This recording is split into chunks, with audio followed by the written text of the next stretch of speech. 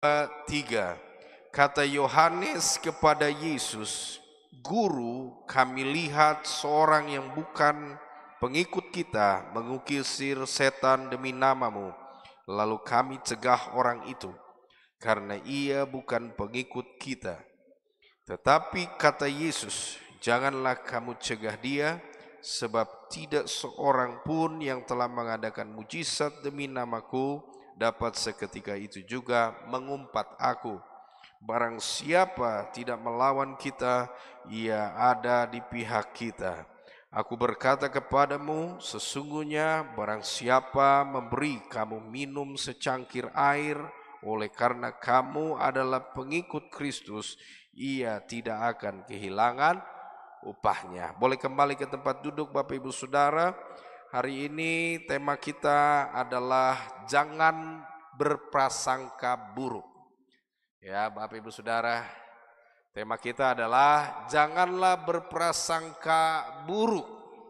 Saudaraku yang terkasih di dalam Yesus Kristus, kita bisa lihat bahwa di dalam mengikut Kristus ternyata ya ada saja tantangan-tantangannya, ada saja masalah-masalahnya. Dan kita bisa lihat dalam firman Tuhan ini ada seorang murid ya namanya Yohanes. Ketika dalam pelayanan di Kapernaum, dia melihat ada orang lain yang bukan murid Kristus mengusir setan demi nama Yesus. Kemudian dicegah oleh Yohanes. Saudaraku yang terkasih di dalam Yesus Kristus, Kapernaum ini adalah sebuah desa yang cukup banyak. Waktu itu saudara, di zaman Yesus kira-kira penduduknya kurang lebih ya 500 sampai 1000 orang. Ini zaman 2000 tahun yang lalu saudara ya. Kapernaum itu desanya kecil saja, pemukiman penduduk tidak terlalu banyak. Ya, tidak terlalu banyak, tidak terlalu besar. Dan di kampung itu Bapak Ibu Saudara adalah tempat pertama kali gereja dimulai. Dari persekutuan pertama kali Bapak Ibu Saudara dimulai itu di Kapernaum. Ya, sampai hari ini pemukiman Kapernaum itu masih ada, dan juga sinagog atau bait Allah di mana Yesus juga sempat membaca firman Tuhan dan berbicara tentang firman Tuhan, berada tidak jauh dari pemukiman itu. Kira-kira pemukiman itu jaraknya cukup dekat. Jadi gereja itu langsung bersebelahan dengan pemukiman penduduk. Dan tempat Yesus berada kurang lebih sekitar 20 meter jaraknya dari bait Allah sinagog. Dan di tempat itulah Yesus pertama kali membangun persekutuan bersama dengan umat. Dan tidak heran banyak orang mengalami mujizat saudara di tempat itu. Ya. Nah, saudaraku yang terkasih di dalam Kristus, banyak orang melihat, banyak orang menyaksikan bagaimana murid-murid mendoakan orang sakit, mendoakan orang buta, orang tuli, mendengar, dan bisu dan seterusnya, itu dengan doa nama Yesus. Dan ini saudara ditiru oleh salah satu orang yang ada di Kapernaum itu. Jadi dia meniru, melihat, karena dia lihat bagaimana setan bisa pergi. Kemudian dia juga dengan semangat dia mempraktekkan hal yang sama. Meskipun dia tidak terlibat aktif dalam pelayanan itu. Tidak sebagai murid, tidak sebagai pengikut,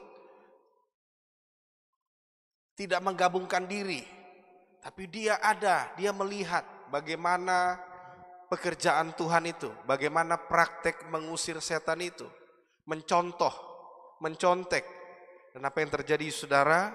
Ketika itu terjadi, mujizat dinyatakan. Namun Yohanes bilang begini, jangan, kamu kan bukan pengikut kami, tidak boleh kamu sembarangan, kamu harus ikut, harus jadi pengikut dulu baru bisa, ya, baru bisa mempraktekkan mengusir setan, melakukan mujizat demi nama Yesus. Saudaraku yang terkasih di dalam Kristus, Yesus mencegahnya. Yesus mencegahnya, biarlah, sebab mereka tidak, ya, dia tidak melakukan sesuatu yang melawan kita, melawan ajaran Kristus. Jadi saudaraku yang terkasih di dalam Kristus, banyak hal yang kita akan belajar daripada cerita ini, yaitu kita dengan tema hari ini apa? Jangan berprasangka buruk. Persoalannya adalah mengapa seseorang bisa berprasangka buruk? Kenapa ada sebuah keadaan di mana seseorang bisa menjadi berprasangka buruk dengan orang lain? Itu yang kita akan belajar hari ini. Dari ayat-ayat bacaan ini saudara, kita akan menemukan bahwa yang pertama, kenapa seseorang bisa berprasangka buruk, seperti Yohanes ini berprasangka buruk terhadap orang Kapernaum yang tadinya mempraktekkan mengusir setan demi nama Yesus. Yang pertama saudara, saya temukan dalam ayat-ayat bacaan ini, ternyata seseorang bisa memiliki prasangka buruk karena dia adalah seseorang yang suka mempertengkarkan siapa yang terbesar. Coba kita baca. Ayat 34, demikian bunyi firman Tuhan. Tetapi mereka diam, sebab di tengah jalan tadi mereka mempertengkarkan siapa yang terbesar di antara mereka. Yohanes mempertengkarkan dengan para murid siapa yang lebih besar di antara mereka. Mbak saudara bisa merenungkan ya kronologis cerita ini. Kalau kita lihat pada pasal 9 Markus ini, dibawa ke puncak gunung untuk melihat Yesus berubah rupa siapa? Yakobus, Yohanes, dan Petrus. Turun dari atas gunung, ketemu di mana ada murid-murid mengusir setan, setannya tidak pergi. Lalu Yesus marah kepada murid yang tinggal, kenapa engkau tidak bisa mengusir? Sampai berapa lama lagi aku bersama-sama dengan kamu? Lalu Yesus mengusir orang yang bisu tuli itu. Kemudian dalam perjalanan itu saudara, Yohanes mempertengkarkan siapa yang lebih besar di antara kami, di antara para murid. Saudara bisa lihat kronologi ini ya. Kronologi ini luar biasa saudara. Tadi dibawa ke atas gunung, lalu di bawah murid tidak bisa usir, kemudian mereka mempertengkarkan kami, siapa yang lebih besar dari kita 12 orang ini? Tentunya kami bertiga, saya, dia bilang, Yohanes bilang, Petrus, Yakobus. Kenapa kami lebih besar? Karena kami yang dibawa naik ke sorga. Ya, kami bukan naik ke sorga, naik ke puncak gunung maksudnya. Naik ke puncak gunung dan melihat Yesus berubah rupa. Sementara mereka sedang bercakap-cakap, ada orang mengusir setan dan setannya pergi. Sedangkan para murid tadi usir setan tidak pergi-pergi. Saudara bisa lihat ini ya. Mereka diajak di atas gunung bertiga, turun ke bawah gunung, lihat Yesus. Murid-murid tidak bisa mengusir setan. Sementara murid-murid tidak bisa mengusir setan, mereka mempertengkarkan siapa yang lebih besar. Setelah mereka mempertengkarkan yang lebih besar, tiba-tiba di arah perjalanan itu ada orang Kapernaum usir setan dan setannya pergi. Coba saudara, ini dia kronologinya. Lalu apa yang terjadi saudara? Karena mereka tadi merasa mempertengkarkan siapa yang lebih besar, Lalu ada orang lain yang bukan murid mengusir setan, setannya pergi. Apa yang terjadi saudara? Kenapa mereka berprasangka buruk dengan orang Kapernaum yang pakai nama Yesus mengusir setan? Garis bawahi, yang pertama, karena merasa ada persaingan. Jadi saudaraku yang terkasih dalam Kristus, kenapa seseorang bisa memiliki prasangka buruk terhadap orang lain? Karena dia merasa tersaingi, merasa ada persaingan. Jadi saudara, kita harus belajar dalam firman Tuhan ini. Kita tidak boleh berprasangka buruk. Dan berprasangka buruk itu awalnya adalah merasa tersaingi. Ya. Jadi saudara bisa kita garis bawah ya dari firman Tuhan ini, kenapa kita sebagai umat manusia ini kita bisa melihat, mungkin bukan kita, tapi mungkin ada orang lain di dalam lingkungan kita, bisa saudara kita, bisa kerabat kita. Kenapa mereka tuh selalu berpikir buruk terhadap saya? Kenapa orang lain bisa berpikir buruk dan berprasangka buruk terhadap orang lain? Jangan-jangan dia begini, jangan-jangan dia begitu. Intinya kalau kita mau jujur sesuai firman Tuhan ini Bapak Ibu Saudara. Karena apa? Karena ada rasa tersaingi, ada rasa persaingan. Ya. Itu kuncinya Saudara. Ya, kenapa orang yang mengusir setan ini kok dicegah?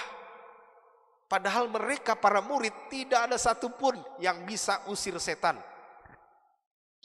Sampai Yesus marah mereka. Berapa lama lagi aku harus bersama-sama dengan kamu? Bahkan murid 3 orang tadi yang dibawa naik ke puncak gunung yang tinggi. Yakobus, Petrus, Yohanes turun ke kaki gunung mengusir setan, orang yang bisu tuli tidak sembuh. Bayangkan saudara. Tiba-tiba orang yang bukan pengikut Kristus usir setan, setannya pergi.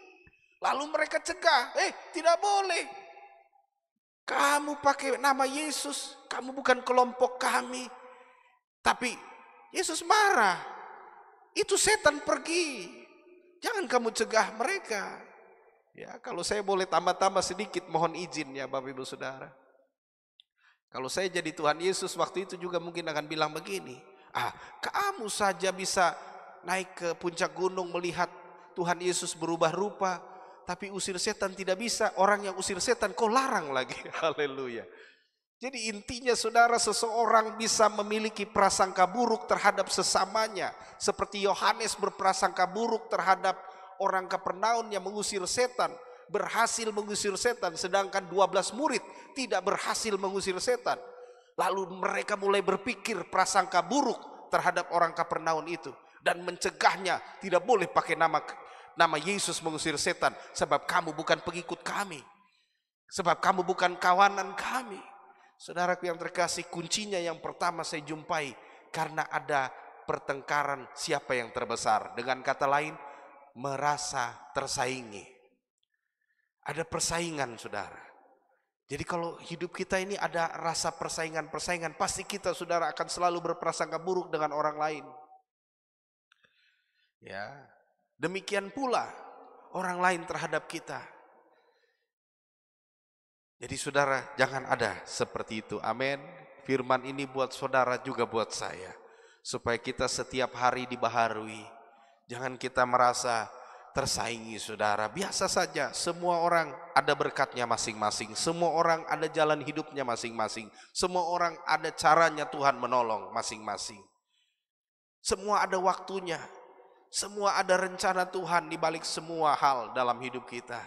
Waktu Tuhan itu indah. Jadi jangan sekali-kali kita merasa tersaingi oleh karena kita usir setan tidak berhasil.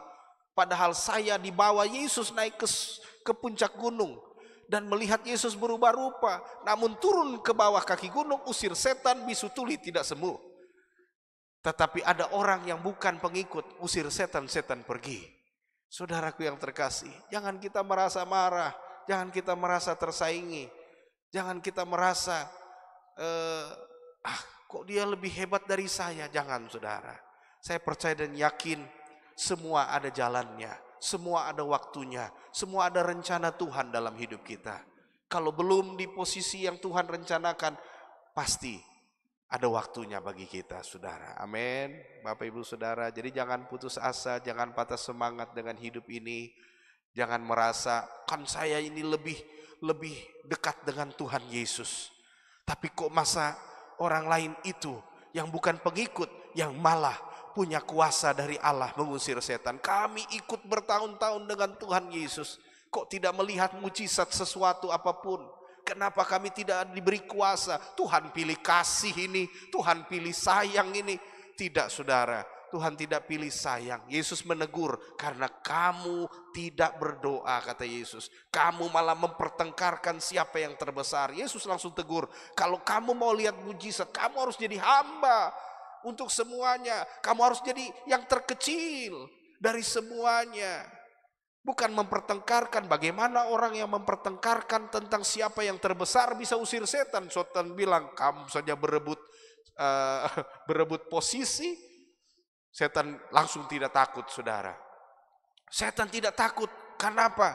Karena para rasul bukan fokus untuk doa, tapi ingin siapa yang lebih hebat, siapa yang lebih punya power.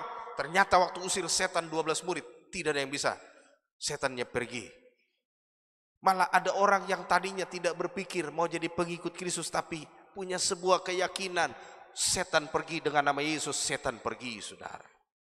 Jadi ternyata saya melihat, saudara, hidup kekristenan ini kalau kita mau melihat Tuhan bekerja dalam hidup ini, saudara, lebih baik kita jangan berprasangka buruk dengan orang lain.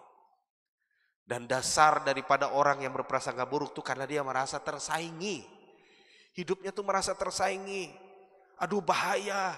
Ini kalau dia ini dibiarkan, tidak diredam, jangan-jangan Tuhan Yesus bisa ganti kita yang 12 murid ini, ganti dia ini orang Kapernaum ini, bahaya ini.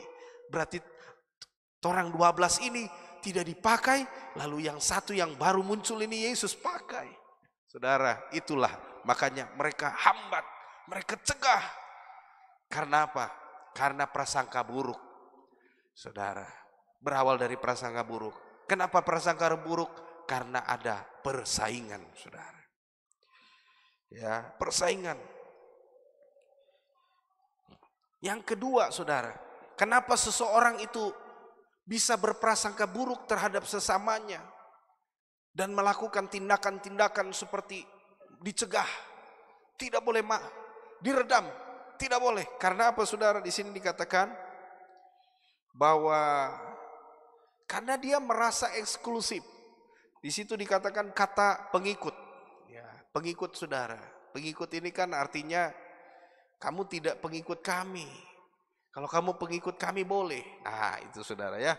Jadi mari kita hari ini, saudara, kita harus belajar bahwa kehidupan kita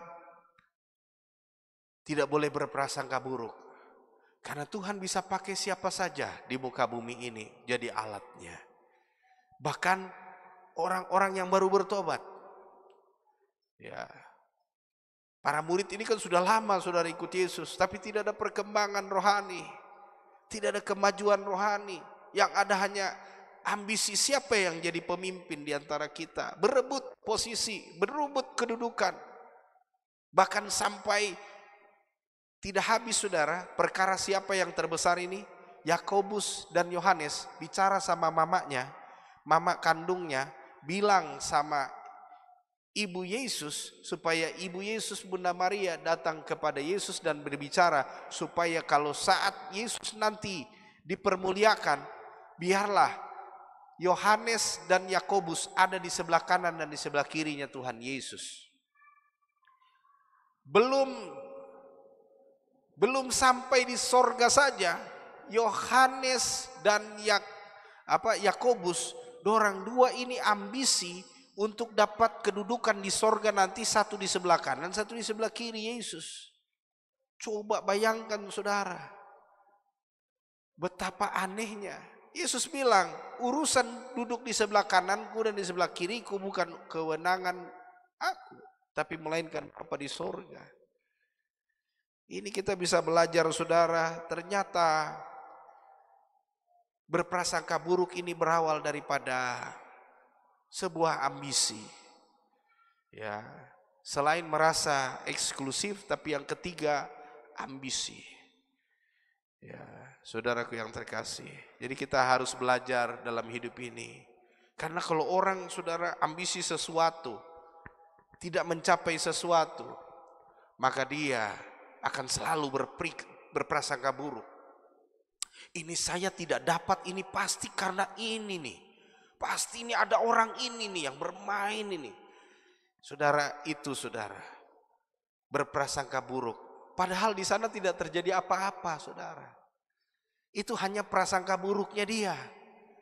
Karena apa? Karena dipenuhi dengan ambisi. Mau mencapai sesuatu tapi tidak kecapaian.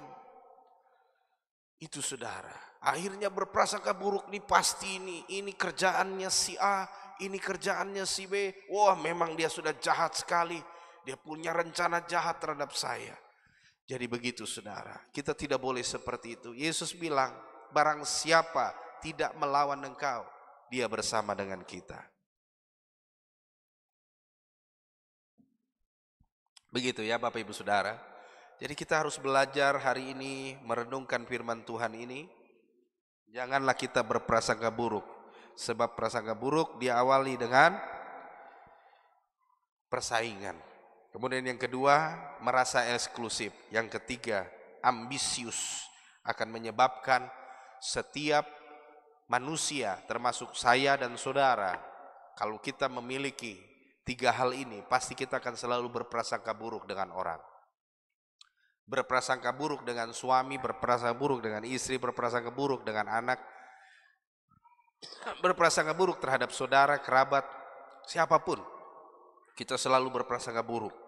Bahkan orang yang tolong kita pun, kita juga berprasangka buruk. Wah, dia ini tolong saya serius atau dia ada maunya? Saudara, ya kan? Jadi orang dengan ciri-ciri hal-hal yang ada tadi, saudara, pasti dia akan selalu berpikir negatif tentang orang. Mari kita lihat, saudara. Yang berikut, Tuhan melarang murid untuk mencegah orang yang bukan murid mengusir setan demi namanya. Kenapa Tuhan melarang murid jangan cegah? Jangan cegah. Kenapa Yesus biarkan orang Kapernaum bukan pengikut, tapi diizinkan, biar saja, enggak apa-apa. Selama sesuatu segala baik. Ya. Kenapa Yesus menegur para murid? Jangan larang orang. Kenapa saudara? Karena yang pertama, mengadakan mujizat demi namanya, tidak mungkin seketika itu juga mengumpatnya. Artinya apa saudara? Yang pertama, mujizat serta-merta, tidak serta-merta terjadi begitu saja. Saudara pernah lihat, pernah baca mungkin ya, dalam Kisah Para Rasul, anak-anak Imam Skewa mengusir setan demi nama Yesus. Ya. Mereka mengusir dengan mengutuk-ngutuk nama Yesus. Bercanda-canda dengan nama Yesus. Bermain-main dengan nama Yesus, mengejek-ejek, mengusir setan pakai ejek-ejekan nama Yesus. Akhirnya orang yang kerasukan setan itu menggagahi 7 orang anak Skewa ini sampai mereka lari dengan telanjang, dicabik-cabik bajunya. Mereka 7 orang lari dengan telanjang, kata firman Tuhan. Jadi saudara, Yesus larang. Jangan larang orang mengusir setan demi namaku, kata Tuhan. Selama mereka melakukan sesuatu dengan kebaikan. Sebab mujizat tidak sembarangan langsung terjadi, saudara. Orang usir setan itu tidak sembarangan, saudara. Setannya pergi, tidak sembarangan. Ya, tidak sembarangan. Saya masih ingat, saudara. Jadi ini kejadian nyata. Saya punya om, dulu itu terkenal sekali. Dia masuk rumah sakit jiwa di Banjarmasin. Kami tinggal di Palangkaraya. Jadi om ini lari dari rumah sakit jiwa ini, nggak tahu bagaimana dia lari sampai di rumahnya kami. Kadang dia normal, kadang dia bisa ketawa-ketawa sendiri. Nah, ada saya punya pangkat kakek datang dengan tim pelayanan menginjili si om ini. Saya itu waktu masih pemuda remaja itu, saudara, saya lihat heran dengan saya punya kakek ini, kok bisa menginjili orang gila. Saya kadang-kadang heran, sedikit tertawa, sedikit saya lihat, waduh. Saya bilang begini, kakek, saya bilang, kok bisa injili orang? Om, ini kan dia sakit jiwa. Ah, tidak apa-apa.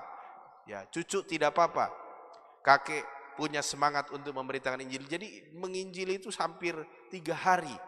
3 hari pagi, siang, sore, malam. Dia injili dengan teman pendetanya berdua. Sampai di sore hari, tiba-tiba manifestasi terjadi. Ya, tiba-tiba manifestasi terjadi. Lalu muncullah roh jahat yang di dalam diri. Karena firman sudah diberitakan 3 hari berturut-turut, saudara, muncul itu. Dia menampakkan diri, roh jahat itu langsung kayak orang, kayak orang kerasukan, oh begitu. Berdiri, saudara, jalan ke sana kemari. Itu sampai ditengking-tengking, diusir-usir. Jadi satu keluarga kami, satu rumah, usir semua. Setan itu diusir, dalam nama Yesus keluar, dalam Yesus. Itu berjam-jam, saudara, enggak keluar itu setan. Sampai dipanggil lagi tim doa, saudara. Rombongan tim doa pemuda dari kakak saya punya tim doa, usir lagi sampai sudah belasan orang mengusir, tidak selesai-selesai. Nah, datanglah saya punya nenek, saudara. Nenek saya usir juga dalam nama Yesus, pergi. Tahu saudara, orang yang lagi kerasukan ini selama berjam-jam ini langsung ngomong kepada nenek saya. Ingat, dia bilang, ada janji dari suamimu yang belum dibayar. Itu nenek saya berteriak, Tuhan Yesus. Dia lari, saudara, tunggak langgang. Saya heran, terheran-heran. Bayangkan, saudara, padahal nenek saya ini majelis, saudara, tapi usir setan, setannya balik tuntut lagi, saudara. Setan yang di dalam om saya ini tuntut, kamu belum ini sudah. Langsung lari, saudara, terbirit-birit. Saya pun nenek sembunyi di kamar sana. Lalu apa yang terjadi, saudara? Datang lagi beberapa pendeta lagi, usir, tidak selesai-selesai. Waduh, saudara. Nah, satu ketika waktu itu Roh Kudus ingatkan saya supaya saya ambil anggur perjamuan. Saya minta, ada anggur perjamuan kah? Coba dari tim-tim doa. Ada. Sudah, anggur perjamuan itu tuang di ember. Saya dalam penglihatan, Roh Kudus nyatakan, saya masih muda, belum jadi hamba Tuhan, saudara. Masih anak muda biasa. Semua usir, tidak ada yang berhasil. Sudah pendeta itu sudah berapa orang datang, saudara. Nah, kemudian saya dalam penglihatan, saya minta izin, karena kita semua sudah suara serak, usir-usir, tidak bisa kan. Saya bilang, izin, saya mau sampaikan visi Tuhan.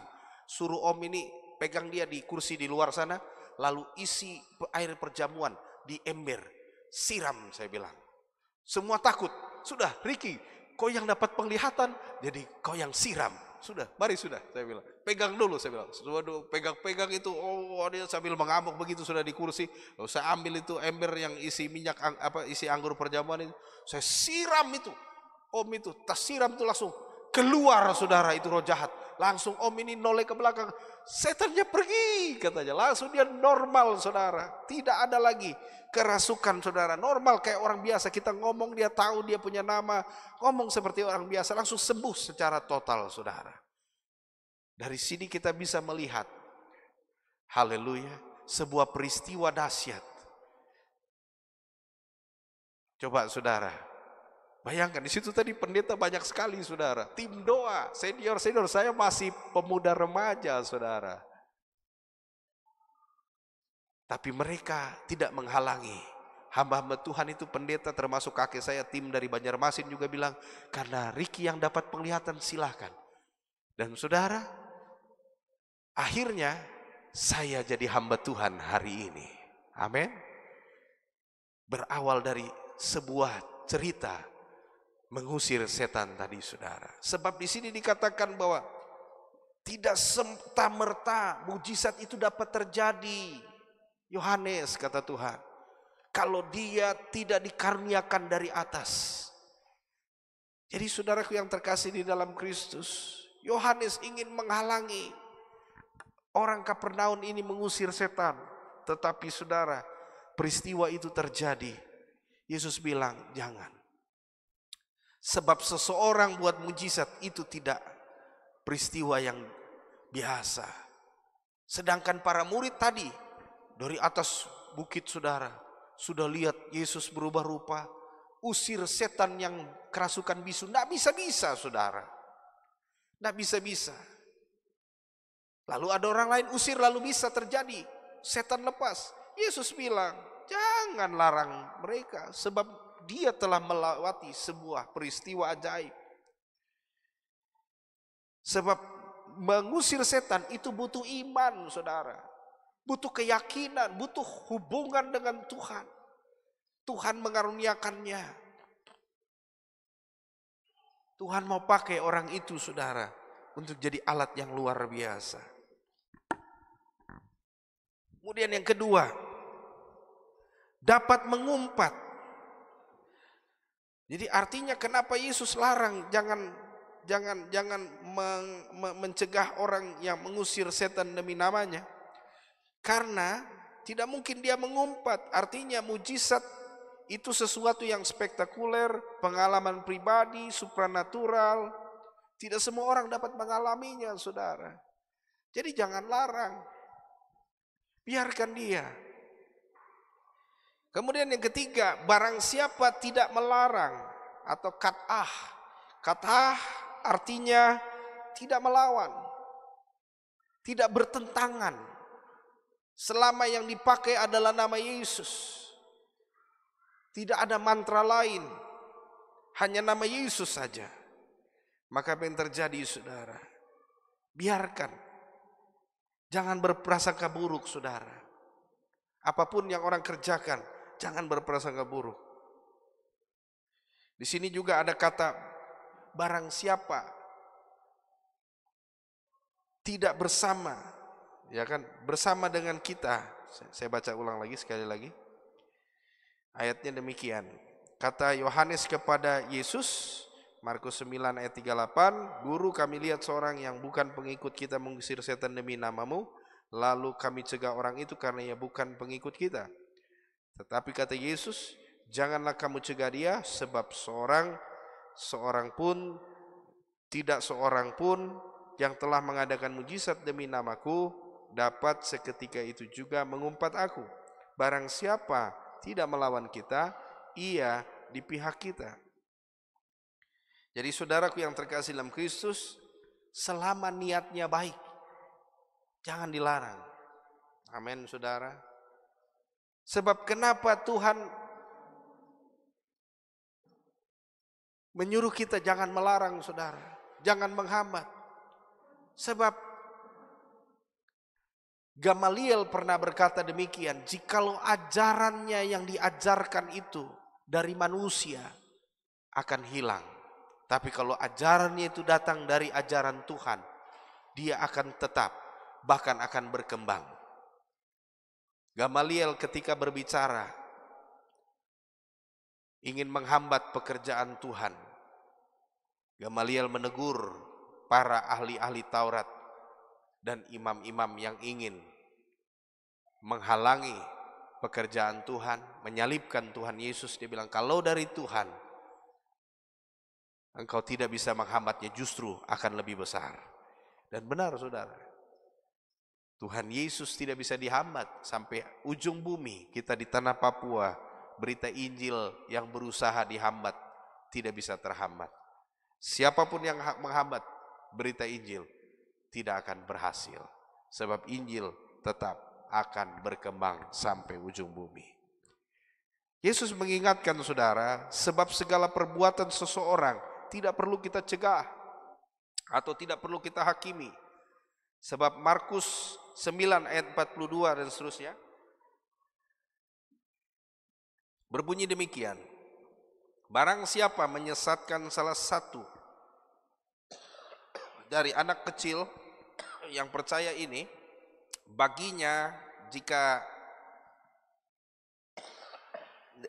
lebih baik baginya jika diikatkan sebuah batu kilangan yang besar dan dibuang ke dalam laut. Jadi artinya Setiap orang sebenarnya kita tidak perlu berprasangka buruk apapun yang dia buat, sebab pasti ada hukum.